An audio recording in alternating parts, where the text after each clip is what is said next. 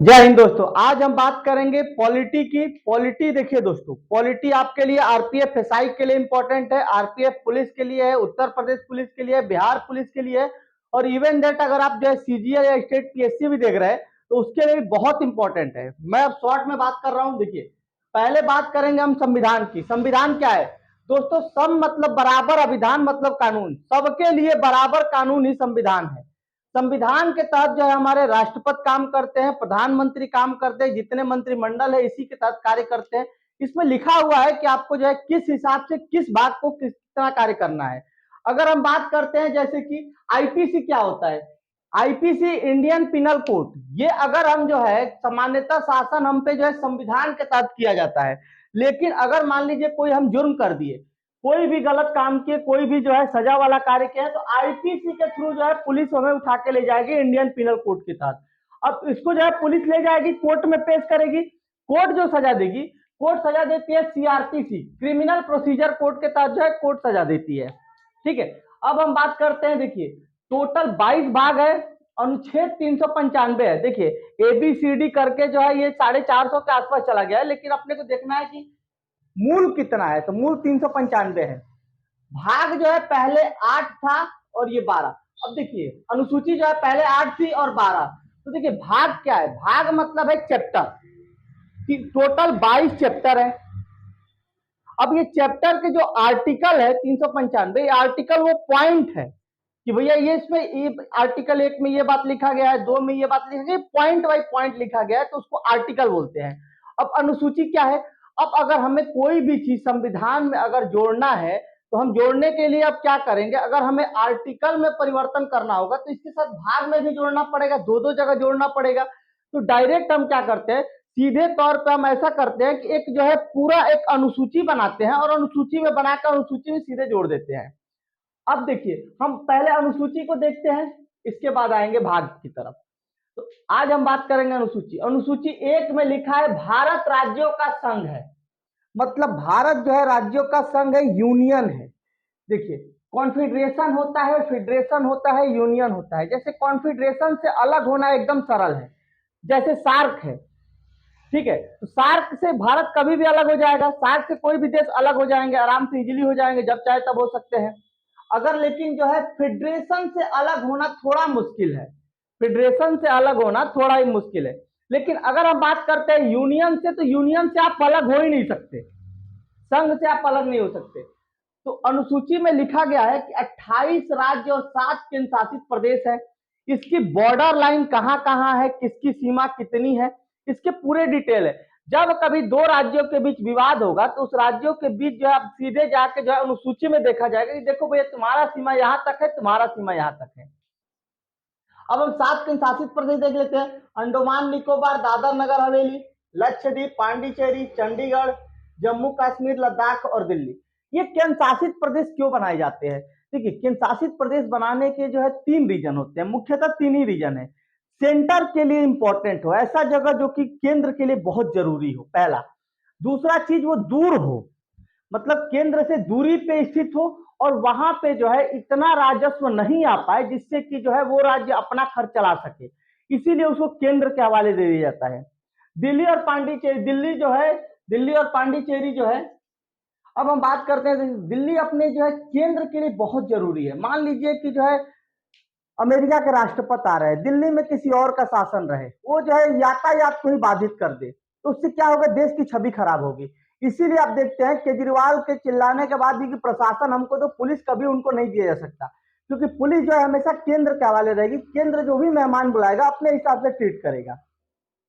अब बात करते हैं भाग 2 में, जो है अनुसूची 2 में। अनुसूची में वेतन के बारे में बात किया गया है कि किसका वेतन कितना रहेगा, राष्ट्रपति का वेतन कितना रहेगा, उपराष्ट्रपति का वेतन कितना रहेगा, जो है CGI chief justice of India का वेतन कितना रहेगा, आरबीआई का वेतन कितना रहेगा, जितने भी पदाधिकारी इनके वेतन के डिटेल के बारे में जो है बात किया गया है। मैं वेतन तो ऑलरेडी एक वीडियो बना चुका हूं, आप प्ले लिस्ट में जाके देख सकते हैं किसका पेमेंट कितना है। अब भारतीय संविधान का विधान देखिए कि पहले वेतन की बात किया गया है, इसके बाद शपथ की बात की गई है। अनुसूची 3 में पहले, इसके बाद शपथ, पहले पैसा ले लो इसके बाद शपथ खाओ कि हम भैया हम ये काम करेंगे, ये विधान ही है।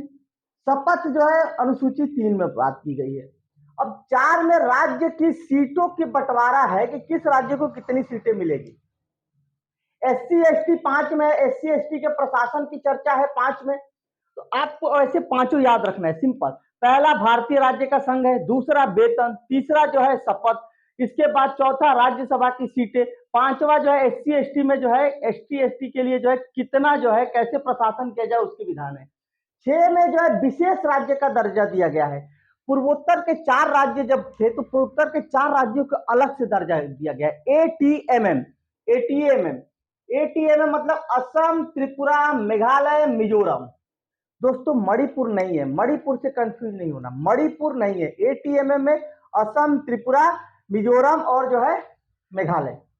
अब देखिए 7 में शक्तियों का बंटवारा है, केंद्र और राज्य की शक्तियों का बंटवारा 7 में है कि देखिए अगर जो है मान लीजिए कि भारत में शासन जो है द्विसत्तात्मक है, राज्य भी है और केंद्र भी है। खैर केंद्र थोड़ा ज्यादा स्ट्रांग है राज्य के कंपेयर में। अब देखिए इसके लिए अगर डिसाइड करना पड़ेगा कि किसको जो है कौन सी शक्ति दी जाए, किस विधि पे कौन कानून बनाएगा, तो इसके लिए क्या होगा कि इसके लिए जो है संविधान में ऑलरेडी सूची बना दी गई है। संघ सूची जो है, संघ सूची होती है, राज्य सूची होती है, समवर्ती सूची होती है और एक अलग से पेज खाली छोड़ दिया गया था जिसे अवशिष्ट सूची कहा जाता है। संघ सूची में केवल केंद्र कानून बनाएगा, राज्य सूची में राज्य बनाएगा, समवर्ती में दोनों बनाएंगे। अगर एक ही मुद्दे पे दोनों अलग अलग कानून बनाते हैं तो केंद्र का कानून लागू होगा। और अवशिष्ट सूची हम उसके लिए रखे हैं कि भविष्य में जो है जो भी मैटर आएगा वो अवशिष्ट सूची में जाएगा, विवाद ना रहे कि राज्य बोले कि हमारे में रहे, केंद्र हमारे में। तो जैसे भविष्य में क्या आया, साइबर क्राइम आया, स्पेस के बारे में आया, परमाणु ऊर्जा के बारे में आया, तो ये सब जो भी मैटर भविष्य में आएंगे, व्हाट्सएप, ट्विटर, इंस्टाग्राम वगैरह सब कहां जाएगा, अवशिष्ट सूची में जाएगा।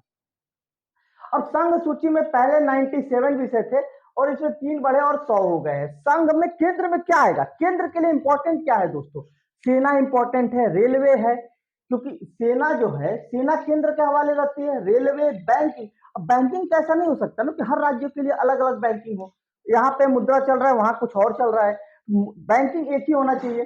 संचार की व्यवस्था भी रहती है और जनगणना। दोस्तों ये देखिए जनगणना का मैटर जो है केंद्र का है और जनसंख्या नियंत्रण का मैटर जो है, जनसंख्या नियंत्रण का मैटर जो है दोनों का है। अब हम बात करते हैं राज्य सूची। राज्य सूची में 66 था पहले, 5 ऐसे मैटर थे जो कि राज्य सूची से निकाल के किया गया कि केंद्र में जाएगा। तो फिर बवाल हो गया, राज्य वाले भड़क गए भैया कि ऐसा क्यों होगा, तो फिर डिसाइड किया गया इसको समवर्ती में डाल देते हैं। देखिए राज्य का विषय क्या है, पुलिस है, संचार है, जेल है, स्थानीय शासन है, शराब है, कृषि है, पशुपालन है, हॉस्पिटल है, तीर्थ यात्रा है। देखिए जो हर राज्य में जो है अलग अलग मेडिकल कॉलेज होते हैं केंद्र के, तो वो शिक्षा है ना कि जो है हॉस्पिटल है। समवर्ती सूची में दोस्तों बात करते हैं तो 47 विषय थे, अब 52 हो गए, जो 5 इसी में ले आकर डाला गया। देखिए शिक्षा, आर्थिक नियोजन, जनसंख्या नियंत्रण और वन और विद्युत, ठीक है, ये सब मैटर किसके हैं, ये सब मैटर है अपने जो है समवर्ती सूची के, जिसपे कि दोनों कानून बना सकते हैं। अगर अवशिष्ट सूची की बात करते हैं तो साइबर क्राइम, स्पेस और परमाणु ऊर्जा वगैरह अवशिष्ट सूची में है। 42वां संविधान संशोधन 1976 में 5 वो विषय थे जो केंद्र से जो है राज्य से केंद्र लेना चाह रही थी, फिर से समवर्ती में डाला गया। जनसंख्या को जो है जनसंख्या नियंत्रण, देखिए जनसंख्या नियंत्रण जो है ये इसके लिए दोनों कानून बनाना चाहते थे क्योंकि जनसंख्या एक बहुत बड़ी प्रॉब्लम सामने आ रही थी। अब बात करते हैं शिक्षा। शिक्षा के लिए भी राज्य और केंद्र दोनों कानून बनाना चाह रहे थे। माप तौल, न्यायिक प्रशासन, वन और वन जीव अभ्यारण्य, ये पांचों मुद्दा थे, जैसे जनसंख्या नियंत्रण, शिक्षा, माप तौल, न्याय प्रशासन, वन और वन जीव अभ्यारण्य, ये पांचों मुद्दे को उठा के जो है समवर्ती में डाल दिया गया। अब हम बात करते हैं अनुसूची 8 की। राज्य भाषा है अनुसूची 8 में राज्य भाषा है, जिसमें कि जो है 14 पहले थे, 22 अभी वर्तमान में है। अब ये 22 में जो है कितने बढ़ गए दोस्तों, तो 8 भाषा आगे बाद में जोड़ा गया। 21वां संविधान संशोधन के तहत सिंधी को जोड़ा गया 1967 में। अगर 71वां संविधान संशोधन 1992 की बात करें तो 3 भाषा जोड़ी गई, नेपाली, मणिपुरी, कोंकणी। और अगर 52वां संविधान संशोधन 2003 की बात करें तो बोडो, डोगरी, संथाली, मैथिली, 4 भाषा जोड़ी गई। मतलब 4 जो है 2003 में जोड़ा गया, बोडो, डोगरी, संथाली, मैथिली, 71वां संविधान संशोधन 1992 में 3 जोड़े गए, नेपाली, मणिपुरी, कोंकणी और जो है 1967 में सिंधी को जोड़ा गया। अब 22 भाषा हम कैसे याद करें, तो इसका डिटेल वीडियो में बता दिया हूं, यहाँ पे शॉर्ट में बता दे रहा हूं। देखिए सबसे ऊपर राज्यों के हिसाब से याद करिए। जम्मू कश्मीर में कश्मीरी बोली जाती है। ये सिंधी जो पाकिस्तान में पीओके वाले एरिया में सिंधी बोली जाती है। पंजाबी, पंजाबी पंजाब में। और जो बीच वाला है ये हिंदी भाषी राज्य है, मध्य प्रदेश, उत्तर प्रदेश वगैरह, हरियाणा वगैरह जो है, ये बिहार वगैरह, ये सब हिंदी बोली जाती है। नीचे आते हैं तो गुजराती, मराठी, कन्नड़, मलयालम, तेलुगु, तमिल, असमी, बंगाली, उड़िया। ये हमारे जो है 4 4 8 2 10 2 12 1 13 भाषा राज्यों के हिसाब से। जम्मू कश्मीर में कश्मीरी, सिंधी, पंजाबी, हिंदी, गुजराती, मराठी, कन्नड़, मलयालम, असमी, बंगाली, उड़िया, तेलुगु, तमिल। और बाकी देखिए हिंदी जो है, हिंदी हो चुका है, उर्दू और संस्कृत है, नेपाली, मणिपुरी, कोंकणी, बोडो, डोंगरी, संथाली, मैथाली। ये टोटल 22 भाषा है। आप इसको डिटेल याद कर लीजिएगा। अब 9वां संविधान संशोधन दोस्तों, ये भूमि सुधार से था। प्रथम संविधान संशोधन 1951 में जब भारत जो है आजाद हुआ था, तो पहले जरूरी था कि जमींदारी प्रथा को खत्म किया जाए। जमींदारी प्रथा करने के लिए भूमि सुधार लाना बहुत जरूरी था, इसीलिए पहला ही संशोधन भूमि सुधार से था। और इसको जो है अलग से 9वां अनुसूची में डाल दिया गया। बताया ना, कोई भी ऐसा बड़ा मैटर है जिसको कि जो है संविधान में जोड़ना जरूरी है, उसके लिए जो अलग से अनुसूची बना के सीधे अनुसूची में डाल देते हैं। अगर 10वें अनुसूची की बात करते हैं तो 52वां संविधान संशोधन 1985, दल बदल कानून।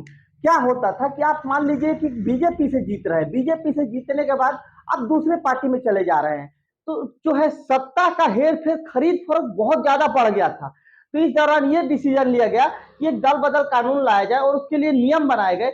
अगर कोई भी पार्टी के 1/3 सदस्य जो है अगर उस पार्टी से असहमत है और छोड़ के जाना चाह रहे हैं किसी और पार्टी में, तो वो जा सकते हैं, उनकी सदस्यता रद्द नहीं होगी। लेकिन 1/3 से कम व्यक्ति जो है वो जाना चाह रहे तो उनकी सदस्यता खत्म हो जाएगी। अब बात करते हैं पंचायत की। तो 73वां संविधान संशोधन 1952 में जो है पारित हुआ और लागू हुआ 1993 में। देखिए अगर महात्मा गांधी जी शायद संविधान बनते तक रहते थे, पंचायत बहुत शुरू में लागू हो जाता। उनका मानना था कि गांव को मजबूत करेंगे तो शहर ऑटोमेटिक मजबूत हो जाएगा, तो पंचायत को बढ़ावा देना था। पंचायत और नगर निगम, पंचायत और नगर निगम को बढ़ावा देने के लिए क्या जरूरी था कि जो है सत्ता का विकेंद्रीकरण किया जाए। सत्ता का विकेंद्रीकरण कैसे हो रहा है, केंद्र में है, फिर राज्य में है, विधायक लोग है, अब उसको भी तोड़ के पंचायत लेवल पे ला दिया गया। इसे सत्ता का विकेंद्रीकरण होता है। 11 में पंचायत है और 12 में नगर पालिका है, दोनों एक ही साथ पारित किया गया। 73वां संविधान संशोधन और 74वां संविधान संशोधन ये जो है लागू हुए 93 में, दोनों साथ में लागू हुए, 93 में लागू हुए हैं। अब हम कुछ इंपॉर्टेंट बात कर लेते हैं। जैसे आपको पता ही होगा, राष्ट्रीय ध्वज अपना तिरंगा है, राष्ट्रीय चिन्ह अशोक स्तंभ है, राष्ट्रीय गान जनगणना है, राष्ट्रीय गीत वंदे मातरम है, राष्ट्रीय मुद्रा रुपया है, राष्ट्रीय पक्षी मोर है, राष्ट्रीय पुरस्कार भारत रत्न है, राष्ट्रपिता एम.के. गांधी है, राष्ट्रीय वाक्य सत्यमेव जयते है, राष्ट्रीय दिवस 3 है, 15 अगस्त, 26 जनवरी, 2 अक्टूबर गांधी जयंती को।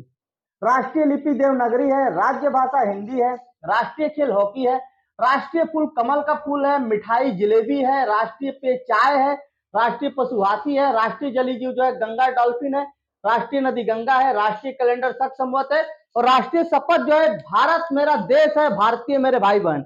जय हिंद दोस्तों।